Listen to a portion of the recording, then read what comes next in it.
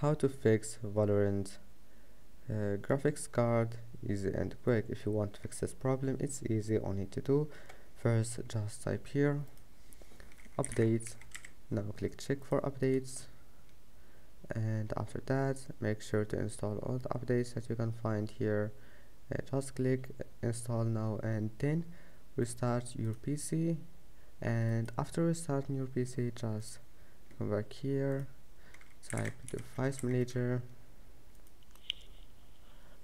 and now click display adapters, then right click on your GPU and click update.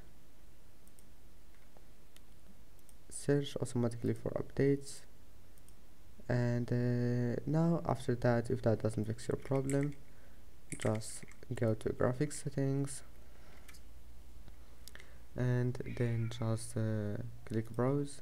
Now you need to find Riot Games folder, Valorant, Live, Shooter Game, Binaries, Win64, and here we'll find Valorant and click add, then click on it here, and now just try all those options.